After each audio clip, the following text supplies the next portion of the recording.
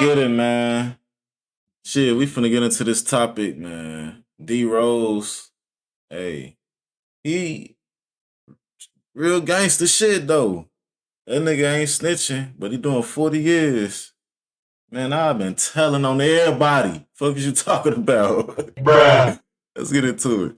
I think folks gonna eventually come home, folks. On Steve, I really do, folks. But I just really think, like, because of who he is, bro, and how long I feel like they've been targeting him. Now that they finally got Rose, I just feel like they gonna make it so hard. Because, like, bro, Cam, like, it's no secret. Everybody in the city of Chicago know D Rose innocent. That ain't just no shit you hear his homie saying or us saying because we just say that, bro. Like, that ain't his work. Like, it's really not, bro. And when he get 40 years for that shit, bro, like, it'll make you lose hope even then, folks, because it's like, bro, I ain't gonna lie, it's like, damn, forget, D Rose beat a case like 3-4 months. He beat an attempt murder before he caught that murder. Like, imagine you said, I said 18 months for some shit that, hey, maybe I did, maybe I didn't do it. I'm booked for it and I beat it. Then I come home, I'm doing my thing. These gonna slap something on me I ain't never did. I'm in my mind, I'm in that like, man, I just spanked some shit I probably did do. That's crazy. Because he was given a 40-year sentence in 2015, and the word on the street is the crime that he's being accused of, he didn't even do. However, as y'all know, the no-telling rule has him with his mouth shut, because although many have failed to adhere to the unwritten rule of the streets, D Rose decided to stick to it. And it's sad because it's also just a quick reminder how quick the streets can chew you up and spit you out, and also those same people you call friends will watch you rot in prison knowing that you don't even belong. Literally. Now, since he's been in there, it's been claimed that he's reached out to certain people who we know got the money, but some have turned their backs. Not saying everybody, but those who have enough leverage to do something about his situation, knowing it's a possibility that he's an innocent man, they haven't. At least, not hard enough. I can't be with people who just like, boy, you say you want to burn and all that, you supposed to be with me in some type of way. I ain't talked to you in years. Certain people I ain't talked to in years. I never ever talked to rappers. How you don't talk to me with your son? This is me. D Rose has been arrested since 2014, convicted in 2015, sentenced in 2016, and this year, 2026, makes it 10 years since he's been incarcerated. So us, the time is flying, but to him, it may feel like it ain't flying enough. But what kind of hope do you got to look forward to when you think about it and realize that you literally have 30 more years to do? Bro, you better get, like, what the fuck is you doing sitting in there? You got a boyfriend or something, nigga? What the fuck is you doing? Bruh. Come on, man. You gotta tell. So recently it's come out that some are now saying that D Rose have been allegedly doing drugs while he's in there, and his recent mugshot have went viral and showing that he does appear to look a bit different. Then, to make matters worse, his ex-girlfriend would claim that he has been smoking all of his lawyer money up while he's been incarcerated. We met when we was like 14, 15 years old, right? And it's so much transpired that I opted out of speaking on, that a lot of people opted out of speaking on. But my personal information is not leaked, but given out. That's a breach of the compound. You know what I'm saying? Loyalty no longer lies here. So what am I being quiet about? Right? So let's play ball. I don't got Ben no more. And the reason I don't him is because he's a junkie. He's a smoker. I'm sure y'all done seen them videos on Facebook, Instagram, TikTok, social media in general of people smoking in jail and looking like tweaking out. Looking stupid in general of people smoking in jail and looking like tweak. That's what he be doing. All the fans and people wondering why he ain't had no lawyer, why he ain't got no support, why he has no representation, because he smoked it all. He smoked it all. The lawyer that he wants only wants $7,500 to retain him. So y'all think that out of all these people that say his name in raps, that post him, even if all of them sent $100, he been in jail what? 10 years? 8. 9 years? About 10. 8 years. Yeah, he been in jail 8 years because he fought the first 2 years in the county. He was convicted after that. He spent 2 years fighting, then he was convicted. So and spent all these years. You don't think even if it sent him $100, he would have the money to retain his lawyer? He don't have that because he smoked it. He smoked it all. However, what do you expect from a man who was wrongfully accused and had to sit in jail knowing that his life is pretty much over for something that he didn't do? I'm not saying... That's what I'm saying. Like, tell, nigga, what the fuck? Your life is over with. Nigga. What is so hard to just, I ain't do it. He did it. Ooh, did it. All the motherfuckers right there. Yeah, he had the gun right there. He lived right there on such and such. You know what I'm saying? Damn, this tell, nigga. Ain't nothing hard he about was that. A saint, but nobody is. But if I'm gonna receive consequences, I'd rather it be from something I actually did, then I'll be able to deal with it. But until you know the feeling of being stripped from your family, friends, and freedom as a whole, you can't judge. He went in as a kid, and many guys in there indulge in certain things to keep themselves from going crazy, so maybe that's just his choice of coping. It is what it is. But for y'all that aren't familiar with his story, we're gonna get into it so you can understand why a guy that been around the likes of King Von, Mimo 600, Chief Keef, Tay 600, C-Day, Fredo Santana, Little Reese, Rondo number 9, just anybody you could think that's somebody within the drill culture, but yet the world barely know who he is. And as I always say, we could definitely learn a lesson from this situation right here, because D Rose is going through something that a lot of people go through no matter where you're at in the world. Where a lot of times, guys do a lot of things in the streets and never get caught for it, but that one thing that they may or may have not done, they do get caught for it. And a lot of people feel that that may be their karma. Some agree with it, some don't. But at the end of the day, sometimes that's the hands that's dealt to you. It seems like D Rose's reputation exceeded him, and he paid the ultimate price at the end. So we're going to get into it first and foremost. Shout out to Hip Hop Daily. I'll leave a link to the original video in the comments so you guys can go check it out. But in the meantime, make sure you hit that thumbs up button, hype the video. Doesn't play basketball, but was instead a respected member of the Black Disciples. Let's take a closer look at the story of D Rose, the most respected Chicago shooter. Abir Sardine, better known as D Rose, was a member of the Black Disciples who rose the ranks to become one of the most feared and respected gang members in all of Chicago. D Rose was a member of Team 600 instead of the BDs allied with O Block that also featured famous rappers like L.A. Capone, Rondo number 9, and E-Day 600. Yo, all keep in mind, gone, right? Man. Rest in peace. When you man. hear this story, because... And it's crazy, man. All them niggas had growth. They had some shit. They had a lot of potential, and they just... Man, bro, rest in peace, man. For real. We were young growing up in the drill culture, so when we heard these stories about these guys, it didn't hit like it does now because we were all the same age. But at the end of the day, now getting older and understanding that these guys was every bit of 12, 13, 14, 15 years old. That's crazy. Towing big guns, right? Rapping what they rapping about, actually catching bodies and doing what they rapping about. Now looking back at it, it's like crazy. The same shit motherfuckers doing now. That's the fucked up part about it. You know what I'm saying? Then we looking at the YNs like, man, them niggas crazy. Ooh. Shit. Motherfuckers just like that just a few minutes ago. Oh, God. Just entertaining, of course, because we didn't know anything about Chicago. We didn't know anything about the drill and these guys with guns. So for us to see that, these kids, the same age as us, with weapons, it was fascinating. But like I said, getting older now and watching and looking back, it's actually crazy, man. But D Rose was known all over the city and was known to rock with a bunch of different sets across different gangs. D Rose didn't start out as BD. He was originally from the Motown neighborhood, which is an area controlled by the Black Peace Stones. His father was a respected member, and early on, D Rose was affiliated with the Folly Boys. But his father was allegedly killed in 2009, and not long after that, D Rose would start hanging out with the BDs. Eventually, he moved down to the area around 51st and May Street, the territory claimed by 600. Around that time, he would start repping the set and switch gangs to become a BD. But D Rose was so well respected that he maintained close ties with multiple BD sets, including THF, TYMB, Lamron, Front Street, and O Block. This is part of what made him so respected in the city of Chicago because his gang ties ran deep. He was also known for being a dude who really put in work in the streets and grew his reputation across the city. He was cool with not only BDs, but Stones and Mickey Cobras as well. Even when certain cliques that he was cool with would get into a beef, D-Rose would fall back and not pick sides.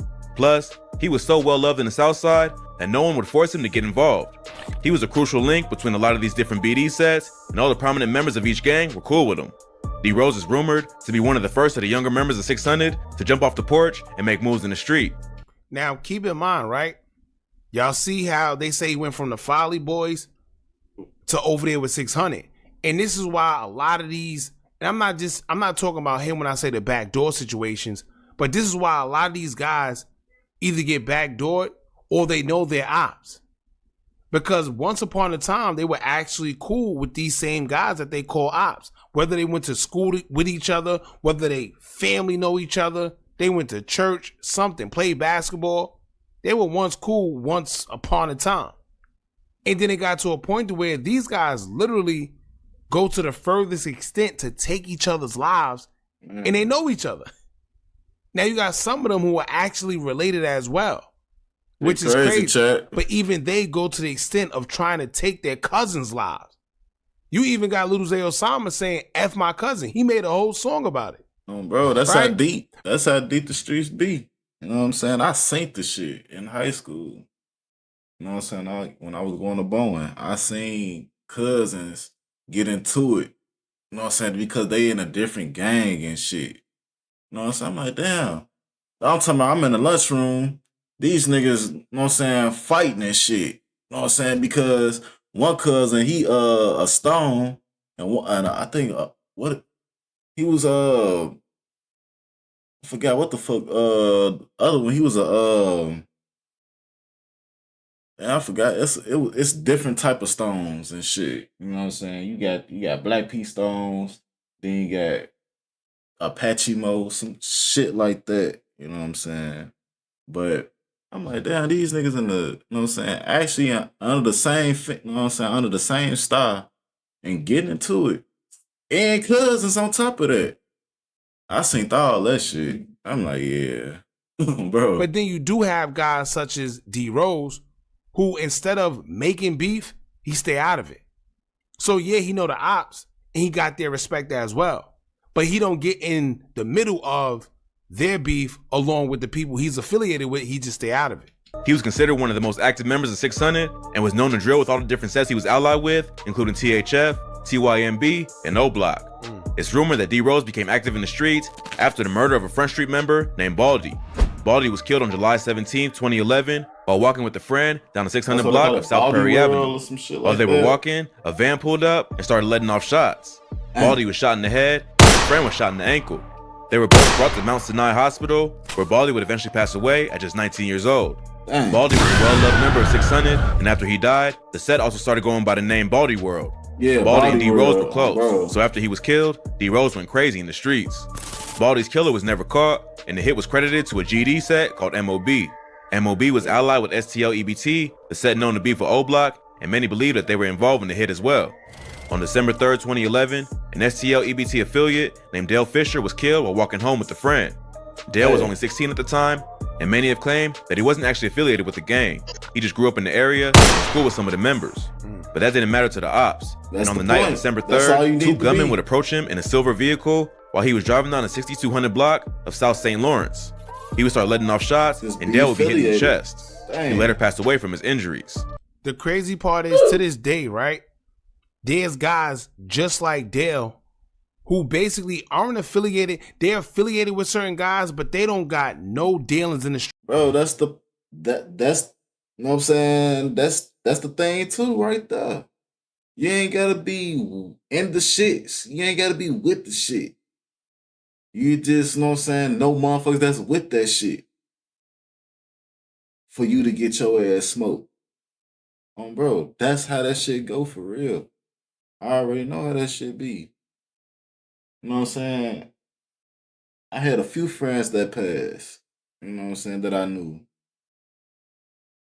With the shit, bro. You know what I'm saying? Rest their souls.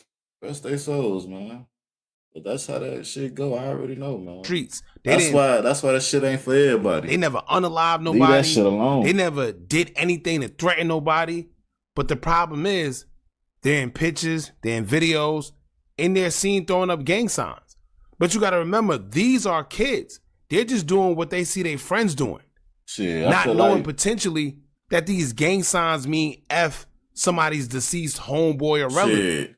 I feel like shit, if you want to be in the street, shit, you don't want to live long.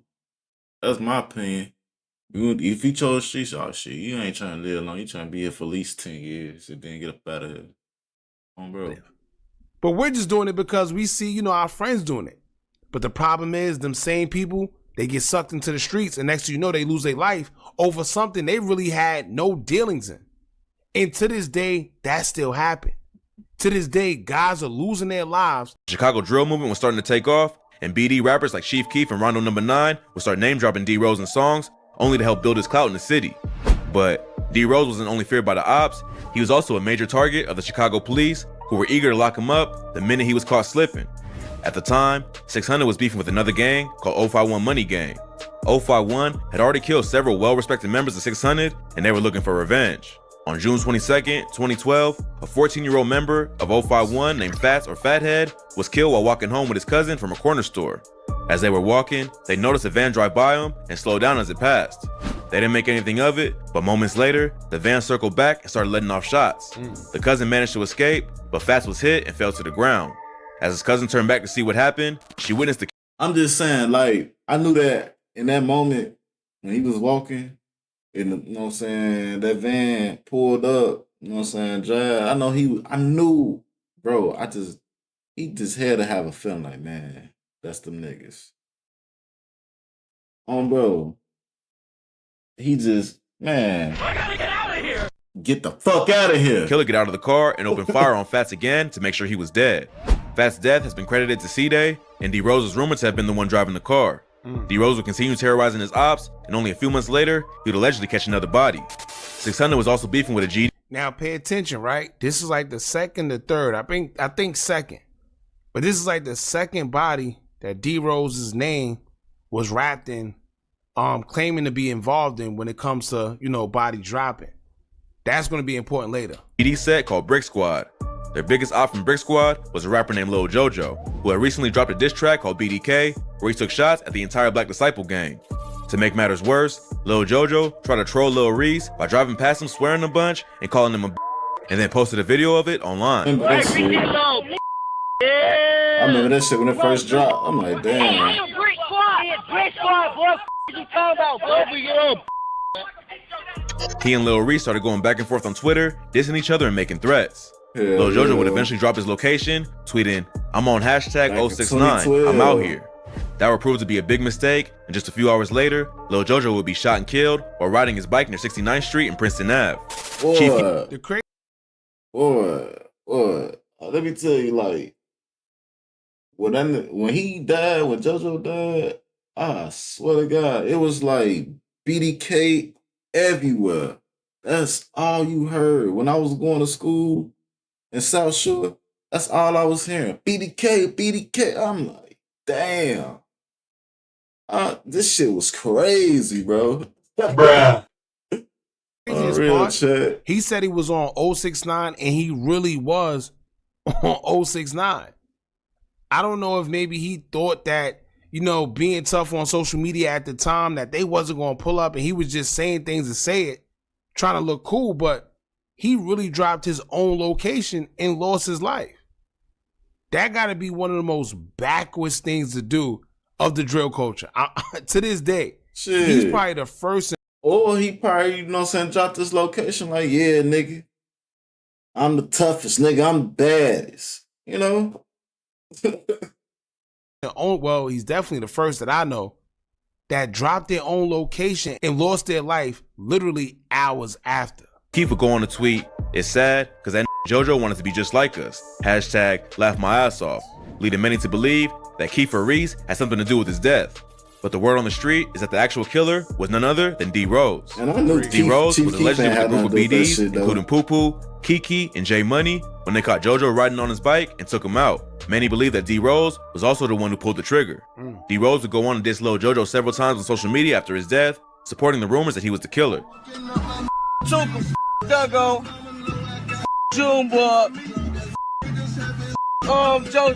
He would spend all of 2013 behind bars, but will be back out on the streets in 2014. By this time, Chicago drill had absolutely exploded, and Chief Keef was going viral. But the streets of Chicago were hotter than ever, and the war between the BDs and GDs had only gotten worse. After getting out of jail, D Rose would go right back to drilling and would catch another body by the end of the year. While D Rose was locked up, the beef between O Block 600 and 051 had only gotten more intense. In March 2014, a rapper named Lil Mark, who was associated with 051 and Young Money, dropped a remix to the Lil Durk song. I swear, and I remember that shit. Like when that shit dropped, you know what I'm saying? I'm like, yeah, that shit go hard. Bro. What was that, the next day later? They got smoked. Damn. What the fuck? He just dropped this shit. Competition called No Competition, where he took shots at OTF, 600, Lamron, O Block, and a bunch of other BD sets. Just a few days later, Lil Mark was killed while standing at a bus stop. Wasn't even a few days. It was a day later. But just a few months after that, it would be. Now, keep in mind, y'all, that's 4 bodies so far, right? I could be off, but so far we calculated 4 bodies that he's been responsible for allegedly, or at least affiliated where his name has came up, and he hasn't been convicted or caught for it, right? Pay attention. All over for D Rose. He was arrested for the murder of 14-year-old Venzel Richardson. Venzel also went by the name Big V and was affiliated with the GD set Taekwon World. Taekwon World is allied with STL EBT, and they were part of the beef between them and O Block 600. Big V and his homies left a convenience store near 61st and King Drive on the night of February 12, 2014, when a minivan pulled up alongside him and started letting off shots. Big V was shot 4 times in the back of the head and later died from his injuries. By that point, the Chicago police wanted D Rose off the streets after they failed to get him for the Lil Mark murder. They received information that he was involved in the Big V hit, and he was arrested about 6 weeks later. A witness identified him in a photo lineup, and he was officially charged with the murder. After spending several years fighting the case, D Rose was found guilty of first-degree murder in 2016 and sentenced to 40 years in prison. But even with all the work D Rose put in the streets, many believe that he's actually innocent of the murder of Big V. After his sentencing, 600 Breezy posted a photo of the news story on IG along with the caption, "He didn't even do this. He wasn't even there. 100. I hate the system. Free my brothers. It's foul." Until now, nigga. That don't know, right? There's a lot of people that say that he wasn't even on the scene when this happened. And they just whooped on him. Like I said before, we all know that when the police want you because they feel that you keep escaping, they're going to use anything in their power That's crazy. to get you. Bro, and in you this better case, tell. they're using somebody, and to this day, we don't know who. Man. But they say they're using somebody who pointed him out in a photo lineup and said that he was there. But if he really wasn't there and everybody else knows that he wasn't there, what proof do they have that he was the guy that actually pulled the trigger? And the crazy part, they don't got no surveillance. They don't have any DNA, fingerprints, nothing that can actually point him to the scene, except for somebody pointing him out. And the crazy part is they don't have to prove themselves. It's just, yeah, I seen them and that's that. To this day, they only have that one person as evidence saying that they seen him and him alone on that scene. That's insane. Crazy. That's innocent man. They do it because of his street name. Although the Big V hit has been credited to 600 Front Street, many believe that it wasn't actually D Rose who pulled the trigger. But at that point, the Chicago police wanted him off the streets for good, even if that meant framing him for a murder. The saddest part about the D Rose story is that after he got locked up, he claims he was abandoned by all his old friends, some who were millionaires at that point. Not long after D Rose got locked up, Team 600 started to fall apart. L.A. Capone was killed in 2013, and then C-Day and Rondo Number 9 were also both sentenced to over 40 years in prison around the same time as D Rose. The other BDs who made it out of the streets, like Chief Keef and Lil Durk, had already left the city to focus on their music. So, while they were touring the world and becoming millionaires, not exactly, because Durk gone. That nigga out of there. D Rose was left to rot in jail, even though he was the main shooter in the gang who helped the BDs earn the respect they had all across the city. See how that works? Right? See how that works? the man that was putting in the most work got the worst end of the stick. For what? At the end of the day, how many times do you think he sat in that cell and asked himself, for what? Right? Millionaire friends. He did a DJU interview and he said certain people, right, who are millionaires or who got the money can possibly help him, but they never did.